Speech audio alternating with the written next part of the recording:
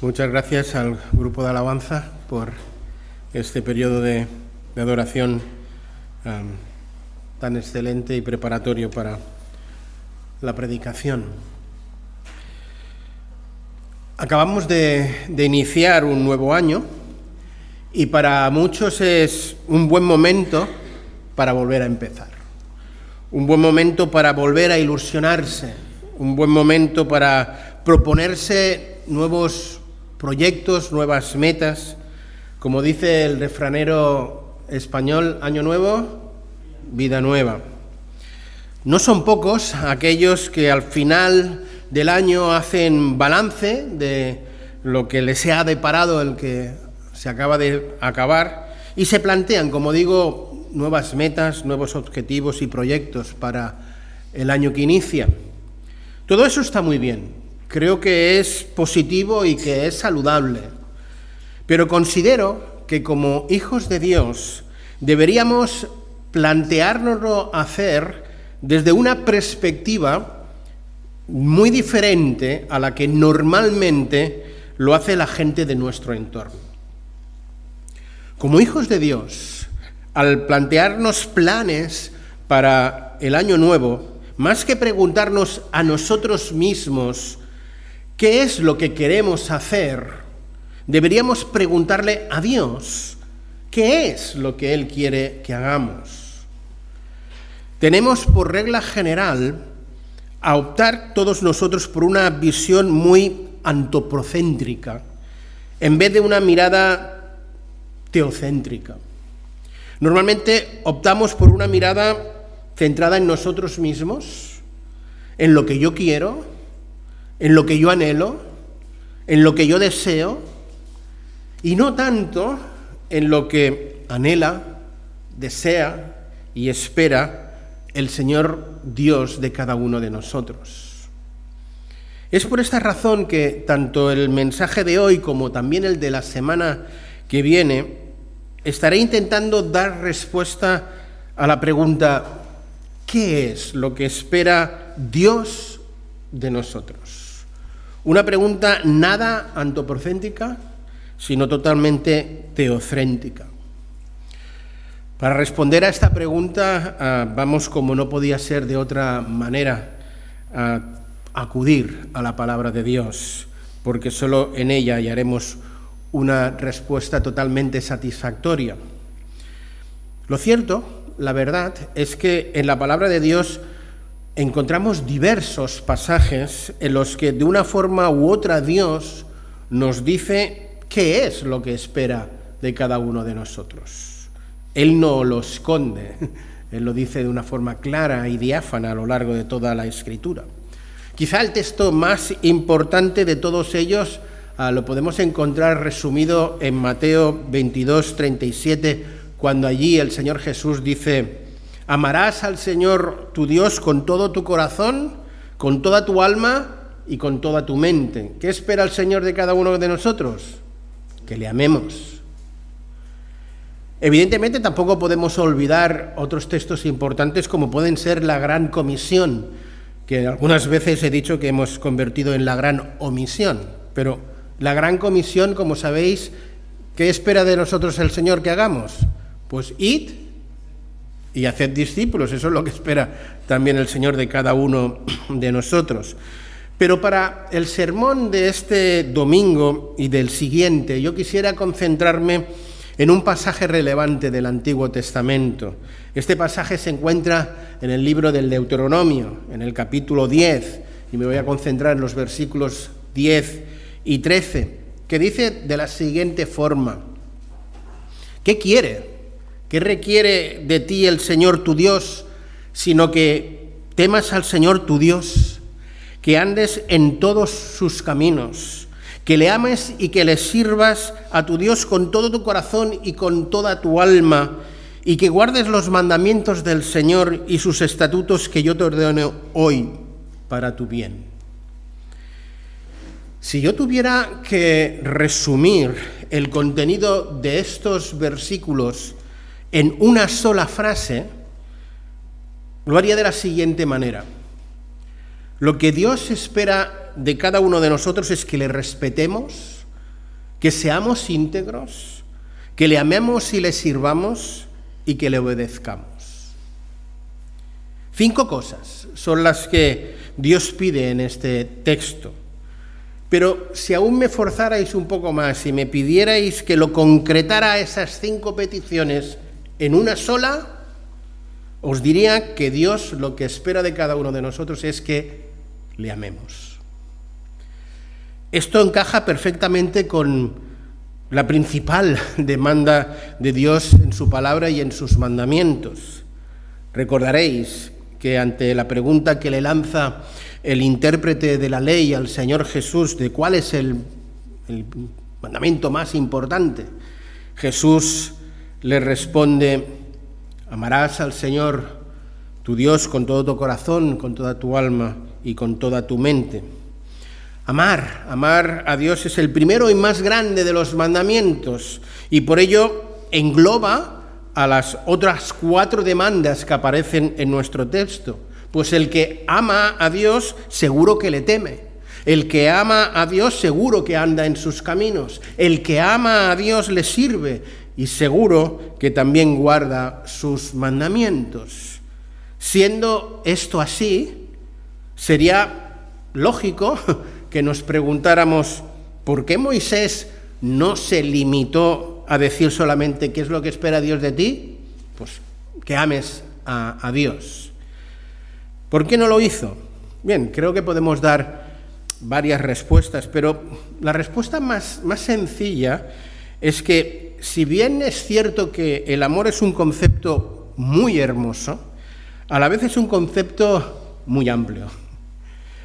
Es por ello que Moisés, además de decirnos que la gran demanda de Dios es que le amemos, él quiere concretar en qué consiste esa demanda de amar a Dios. Creo que en demasiadas ocasiones, tanto tú como yo hemos visto a creyentes que con sus labios confiesan que aman a Dios, que Dios es lo más grande y lo más maravilloso de sus vidas. Pero después sus actos, su estilo de vida, su compromiso con el Señor y con la Iglesia, no hacen otra cosa que desmentir una y otra vez lo que sus labios profesan. El amor se puede profesar de palabra. El amor se puede proclamar mediante hermosas canciones, pero el amor, el verdadero amor, solo se demuestra de una manera, con hechos, con actitudes, con compromiso, con lealtad.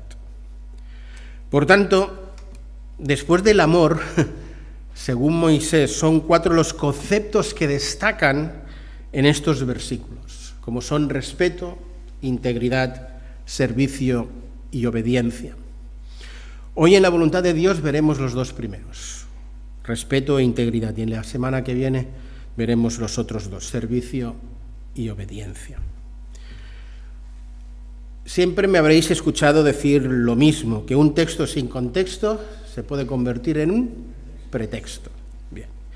Y que el predicador que no tiene en cuenta el contexto del texto, pues puede hacer decir al texto aquello que el texto nunca dijo ni quiso decir. Y es por ello que considero necesario hacer una breve explicación acerca del contexto de Deuteronomio 10, del 12 al 13. El libro del Deuteronomio es el último libro del Pentateuco, los 5 primeros libros de la ley. Deuteronomio es un libro muy interesante, pues es un libro destinado a una nueva generación. Es destinado a una generación no de esclavos, sino de libres.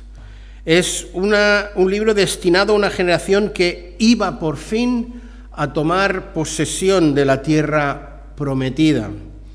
Y es por ello que Moisés, al dirigirse a esa nueva generación, se enfrenta a nuevos retos. Y en el libro de Deuteronomio hace 2 cosas con ellos. Primero, da un repaso a la historia reciente y en segundo lugar los lleva a una renovación del pacto con Dios. En primer lugar, Moisés les recuerda a esta nueva generación cómo Dios los liberó de la esclavitud de Egipto, cómo Dios les guió por el desierto hasta las puertas de la tierra prometida. Les recuerda cómo les proveyó de un código ético y moral, los 10 mandamientos, y les recuerda que sus padres hicieron un pacto con Dios.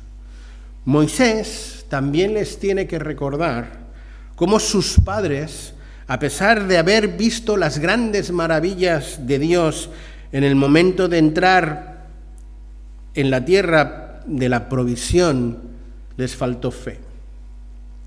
Tuvieron miedo y como consecuencia de ello, Dios les castigó con 40 años de estar dando vueltas en el desierto hasta que una nueva generación surgiera. Y ahí está esa nueva generación. Todo este recordatorio lo hace Moisés a lo largo de los primeros 9 capítulos del Deuteronomio. A partir del 10 entra en la segunda parte, la parte de renovación del pacto. Creo que la palabra de Dios nos insta a cada uno de nosotros como individuos, también como iglesia, a recordar de dónde venimos, a hacer balance de lo que ha sido no solo el 2024, sino lo que ha sido nuestra trayectoria hasta ahora. Si la primera cosa que propone Moisés es invitar al pueblo a hacer ese repaso de su historia reciente, el segundo va a ser invitarles a renovar el pacto con Dios. Ahora esa nueva generación está de nuevo ante las puertas de la tierra prometida. Y es a esa nueva generación que Moisés se planta delante de ellos y les dice: ¿y ahora, Israel, qué es lo que Dios pide de ti? Lo que Dios pide no es nada más y nada menos que una renovación del pacto que sus padres rompieron. Moisés, además de recordarles la historia, su historia, les hace ver la necesidad que tienen como pueblo y como personas de renovar el pacto antes de entrar a tomar posesión de esa tierra prometida. Porque el éxito de esa nueva tarea, de esa nueva etapa que esta nueva generación iniciaba, no iba a estar el éxito en su fortaleza como pueblo, ni en su estrategia militar, sino única y exclusivamente en su fidelidad al pacto con Dios. Y queridos, a nosotros nos ocurre lo mismo. Quiero que me entendáis bien. El éxito que como iglesia podamos tener este año y los años venideros, entendiendo el éxito como prosperidad en seguir al Señor, no va a venir de nuestra fuerza económica ni numérica de la iglesia, pues ciertamente no la tenemos. Ni tampoco va a venir de nuestras grandes estrategias y planes que podamos idear, sino que va a venir única y exclusivamente de nuestra fidelidad a Dios, de nuestra fidelidad al pacto, de nuestra fidelidad a su palabra. Personalmente creo que, aunque la Iglesia e Israel no son lo mismo, sí que creo que existen entre ellos grandes paralelismos, los cuales Dios ha puesto para que también nosotros aprendamos de la historia. Al igual que Israel, nosotros también hemos experimentado una liberación. Israel de esa esclavitud de Egipto, nosotros de la gran esclavitud del pecado. Al igual que Israel, todos nosotros hemos experimentado la guía de Dios en nuestras vidas. Dios guió a Israel por el desierto con esa nube de día y esa columna de fuego por la noche. Y al igual que a ese pueblo, Dios ha guiado a cada uno de nosotros por nuestros propios desiertos personales, a través de su palabra, a través de la oración, a través de la guía del Espíritu Santo. La iglesia de Viladecans cumplió estas Navidades hace bien poco, el 25 de diciembre, que es su cumpleaños. Cumplió 54 años. Y a lo largo de esa dilatada historia ha experimentado muchos momentos de bendición, de la guía del Señor. Y gracias a la gracia de Dios y a su misericordia y sobre todo a su enorme fidelidad con cada uno de nosotros y con su pacto, aquí estamos. Aquí estamos manteniendo el testimonio, siendo un referente y una luz de esperanza para esta población. Al igual que Israel, nosotros también somos un pueblo pactado. Nosotros hicimos un pacto personal con Dios cuando aceptamos a Jesús como lo que es, no solo el Salvador, sino el Señor de nuestras vidas.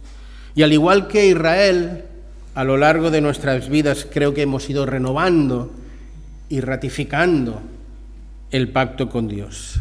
Pero, ¿y ahora qué? ¿Y ahora qué? ¿Qué vamos a hacer como iglesia? ¿Qué vamos a hacer ante este nuevo año que empieza o que estamos empezando? ¿Cómo vamos a enfrentarnos a nuestro futuro próximo? Pues estoy convencido delante del Señor que lo que Él pide en Deuteronomio es lo que también hoy nos pide a cada uno de nosotros. ¿Qué requiere el Señor de ti? Sino que le temas, que andes en todos sus caminos, que le ames y que le sirvas de todo corazón y con toda tu alma, que guardes sus mandamientos y sus estatutos que yo te ordeno hoy para tu bien.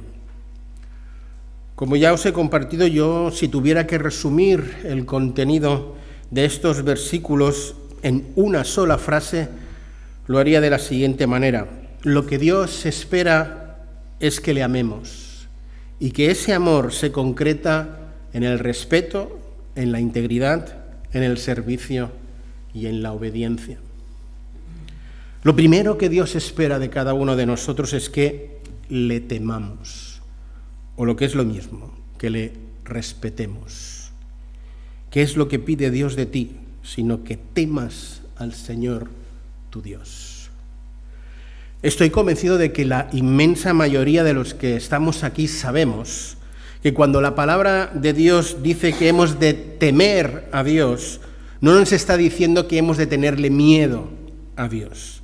Sabemos que esta palabra, temor, puede ser traducida correctamente como respeto. Por tanto, Dios lo que espera es que le respetemos. El respeto es algo que nuestra sociedad ha perdido. Ha perdido el respeto no solo a las autoridades, sino también a las tradiciones, a los valores morales y éticos, pero sobre todo ha perdido el respeto a Dios. La pregunta es, ¿y la Iglesia? ¿La Iglesia ha perdido el respeto a Dios? Y cada uno de nosotros, de forma personal e individual, ¿hemos perdido el respeto a Dios? Sinceramente creo que en líneas generales algo de respeto a Dios y a sus normas sí que hemos perdido. El respeto no se evidencia mediante hablarle de usted a Dios, por ejemplo, o teniéndole ese miedo, ese pánico, sino que el respeto, entre muchas otras cosas, se evidencia con la obediencia. Uno obedece al que respeta. Al que le tiene miedo, no es que le obedezca, es que lo que hace es sentir en lo más profundo de su corazón un odio y una ira que tarde o temprano acaba con la rebeldía. Aquellos que hemos creído en Dios sabemos que no tenemos ningún tipo de motivo para tener miedo de Dios. Pues como dice la palabra, el que tiene miedo a Dios no conoce a Dios, ni ama a Dios, porque el amor de Dios lo que echa fuera precisamente es el temor. Aquel que conoce a Dios de forma personal no tiene motivos para temer, pero sí para respetar. No tiene motivos para temer porque sabe que ese conflicto abierto entre Dios y él a causa del pecado ha sido totalmente solucionado por Jesús en la cruz.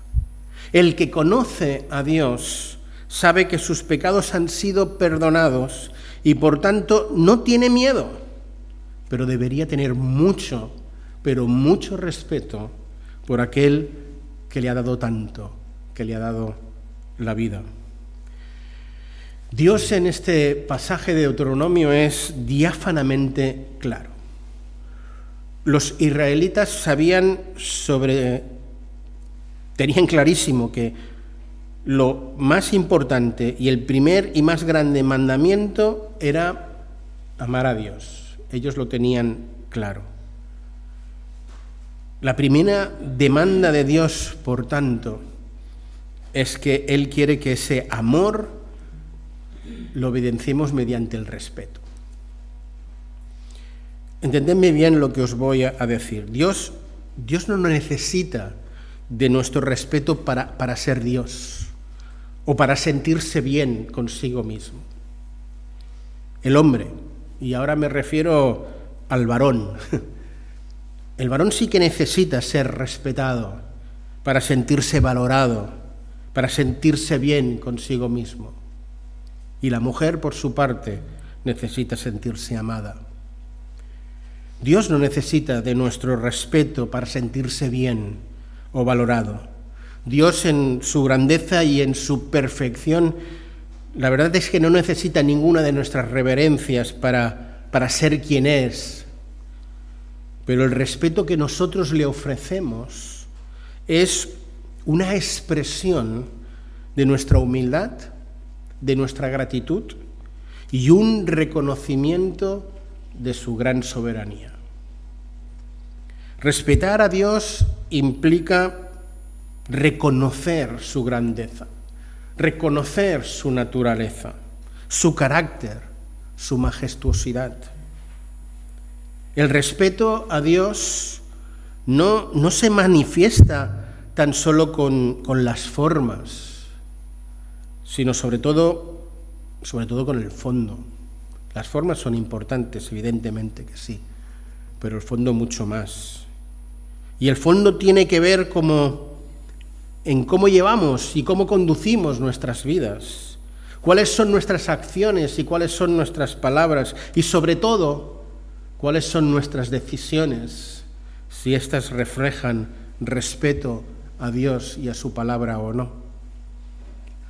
Por otro lado, el respeto hacia Dios también se manifiesta en nuestra capacidad de aceptar sus planes y sus designios para nuestras propias vidas. Sobre todo en aquellos momentos cuando no entendemos completamente lo que Dios está haciendo con nosotros. Es en ese momento cuando mayor respeto hemos de mostrar a Dios. Dejadme dejar caer una de esas frases de que de vez en cuando dejo caer, de esas frases lapidarias, una frase de aquellas contundentes que a veces la primera vez que la escuchas pues parece no encajar, pero después al reflexionar te das cuenta de que pueden estar llenas de contenido. La frase diría: la fe no siempre exige comprender, pero a menudo exige confiar. La fe no siempre exige comprenderlo todo. A menudo, yo diría, que siempre exige confiar. Ciertamente nuestra fe no es una fe irracional. Personalmente estoy convencido de que no hay nada más inteligente en este mundo que depositar nuestra fe en la persona de Dios y en la obra de Jesús en la cruz. No creo que haya nada más inteligente que esto. Pero nuestra fe no es un salto al vacío y nuestra fe no implica ni exige que yo lo pueda comprender absolutamente todo. La fe no siempre va a exigir comprensión, pero siempre exigirá confianza. Esta confianza no se da en el ámbito del miedo, se da en el ámbito del temor reverente. No se da en el ámbito de la sumisión ciega, sino en el ámbito del amor a ese Dios al que respetamos y que en su infinita sabiduría sabemos que está al control y que hace lo mejor para cada uno de nosotros. Respetarlo, por tanto, significa aprender a vivir con gratitud y con paciencia y contentamiento aquello que está ocurriendo en nuestras vidas, sabiendo que a los que aman a Dios, todas las cosas cooperan para bien. Esto es para los que son llamados conforme a su propósito. Dios desea que nos relacionemos con Él, no en base al miedo, pero sí en base al respeto. Dios busca una relación basada en el amor, no en el miedo. Y el respeto se nutre de ese nuestro deseo de agradarle. El respeto es ese acto libre y voluntario, totalmente consciente, que nace de un corazón agradecido, no de un corazón que tiene miedo. Dios espera que le respetemos, no porque lo necesite, sino porque es ese acto que a nosotros nos transforma y nos acerca más a Él. Respetar a Dios es una expresión de nuestra fe, de nuestro amor y de nuestra devoción. El respeto se refleja en cómo enfrentamos y enfocamos nuestra vida, cómo vivimos cada una de nuestras vidas, si lo hacemos con gratitud o con resentimiento, con contentamiento o con queja. Por tanto, mostramos respeto a Dios cuando aquellas cosas que antes hacíamos, ahora no las hacemos por respeto a Él. Y aquellas cosas buenas que antes no hacíamos, ahora, por respeto a Él, sí que las hacemos. Mostramos respeto a Dios no solo cuando rechazamos el mal o lo que es pecado, sino cuando entre aquello que es bueno o mejor, escogemos por respeto a Él lo mejor, lo excelente, aunque eso pueda implicar un sacrificio personal. ¿Qué pide Dios de ti? En primer lugar, pide respeto. En segundo lugar, integridad. Esto es, que andemos en sus caminos. Si Dios pide que andemos en sus caminos, eso implica necesariamente que hay caminos que no son de Dios. Esto es, que hay caminos en el que Dios se complace, por los cuales nosotros debemos andar, y que hay otros caminos en los que Dios no se complace que andemos. Y la evidencia inequívoca de que en verdad le respetamos es que sin dudar a duda escogemos andar por el camino que a Él le agrada. Por otro lado, el hecho de que Dios tenga un camino implica necesariamente que Dios tiene un código ético para andar dentro de ese camino. Un código ético que es diametralmente opuesto al código ético que este mundo tiene y que practica. Por tanto, cuando Dios demanda que andemos en sus caminos, lo que nos está pidiendo es, en resumidas cuentas, que seamos íntegros, que seamos coherentes con aquello que creemos y que seamos coherentes con aquel a quien decimos respetar. La integridad consiste en vivir una vida coherente con los principios y con los valores que Dios nos ha revelado en su palabra. Ser íntegros, a fin de cuentas, tiene que ver con reflejar el carácter de Dios a los demás. Dios es íntegro por naturaleza y cuando demanda integridad nos está invitando a nosotros a reflejar su carácter en nuestras vidas. Miqueas 6, el texto que os leí al principio, al introducir el culto, un texto que, como digo, se parece mucho al pasaje que estamos considerando en esta mañana. Allí el profeta Miqueas, en el versículo 8 del capítulo 6, dice: ¿Y qué te ha declarado a ti, oh hombre, Dios, que es lo bueno? ¿Qué es lo que demanda el Señor de ti? Sino que practiques justicia, amar misericordia y andar humildemente delante de tu Dios. Ser íntegro, a la luz de este pasaje, implica ser honesto, ser justo y vivir de acuerdo con la verdad, sin hipocresías, sin dobleces. Ser íntegros en medio de una sociedad como la nuestra, hay que reconocer que es un arduo trabajo. Es algo que tenemos que reconocer que no es que cueste mucho, sino lo siguiente. Pero lo cierto es que Dios no espera algo menos de nosotros que no sea integridad. Dios no se conforma con la ambigüedad. Dios no se conforma con el relativismo o con que seamos tolerantes. Él no se conforma con las medias tintas. Él lo pide todo. Él exige integridad. La pregunta es, ¿por respeto a Dios, vamos a pagar el precio que supone ser íntegro en una sociedad corrupta como la nuestra? Soy consciente de que el precio a pagar es alto, pero os lo vuelvo a repetir, Dios no espera menos de cada uno de nosotros. Existe una preciosa promesa para aquellos que optan por andar por el camino de Dios, que optan por la integridad. Es una promesa que acabamos de cantar en el tiempo de alabanza, el Salmo 1.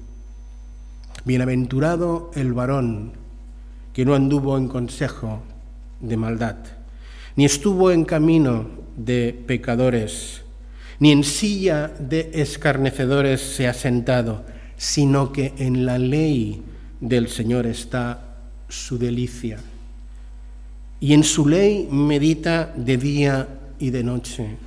Será como árbol plantado junto a corrientes de agua, que da fruto a su tiempo y su hoja no cae, y todo lo que hace prosperará.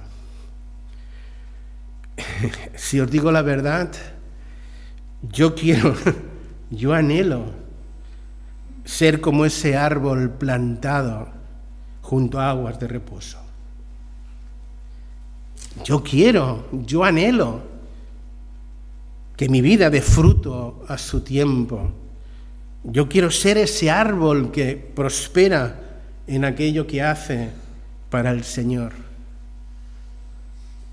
Y si para poder dar ese fruto abundante del que habla el Salmo, he de pagar el precio de la integridad, pues gustosamente lo pago.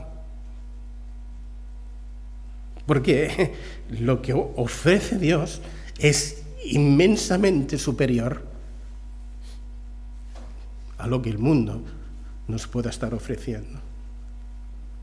Proverbios 10:9 dice: el que camina en integridad anda confiado, pero el que pervierte sus caminos será destruido. Este versículo resalta que una vida íntegra trae seguridad, estabilidad, mientras que una vida que opta por otros caminos lleva al caos, lleva a la destrucción. Por tanto, vivir en integridad aporta enormes beneficios espirituales, proporciona paz interior, porque no hay contradicción entre lo que somos y lo que mostramos al mundo. Fortalece nuestras propias relaciones, ya que la honestidad y la justicia son los fundamentos de la confianza. Y por último, nos permite ser luz en medio de un mundo lleno de oscuridad, de corrupción. Sí, el precio de vivir en integridad en una sociedad como la nuestra es alto, es altísimo.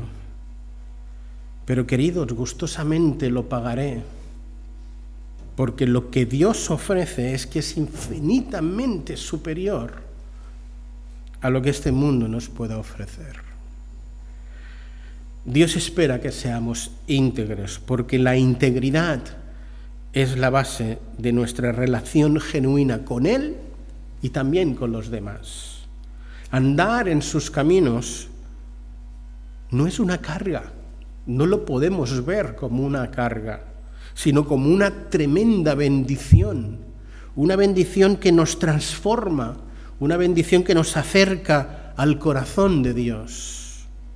Al esforzarnos por vivir vidas íntegras, somos coherentes con su voluntad y le mostramos aquello que decimos que hay en nuestro corazón: amor, respeto, temor.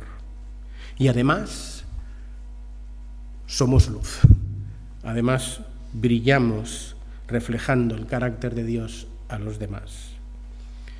¿Qué es lo que pide Dios de ti? ¿Qué es lo que pide Dios de mí?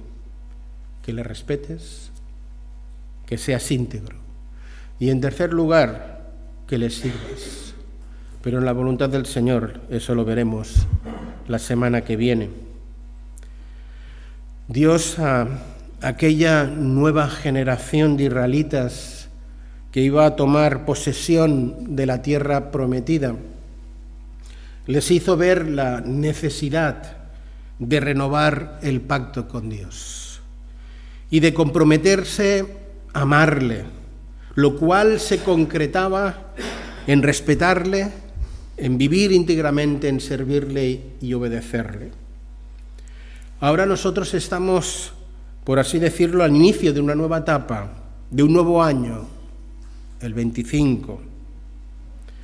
Por ello Dios, al igual que en su día hizo con Israel, quiere hacerlo también con nosotros hoy y llevarnos a cada uno de nosotros a una renovación de compromiso, a una renovación de compromiso de amarle sobre todas las cosas. Y que ese amor apasionado, se ponga de manifiesto, se haga evidente con nuestro respeto, con la integridad, con el servicio y la obediencia.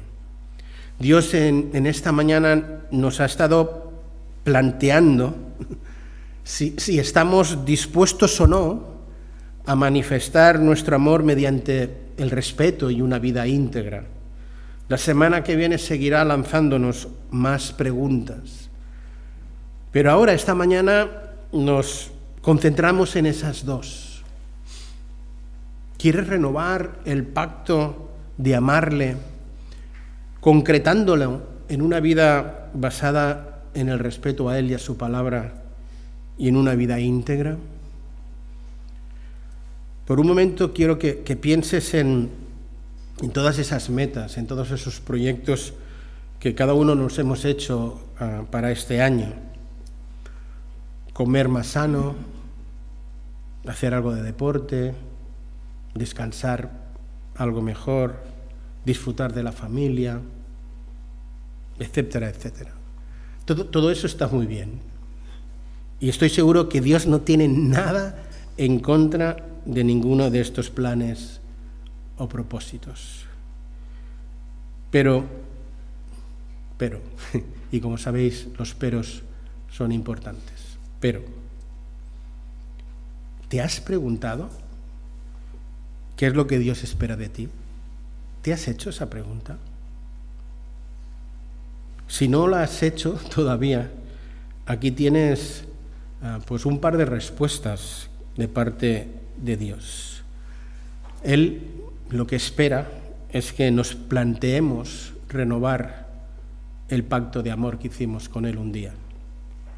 Él sigue queriendo de ti y de mí que le amemos sobre todas las cosas y que lo amemos con todo nuestro corazón, que lo amemos con toda nuestra alma, con todas nuestras fuerzas.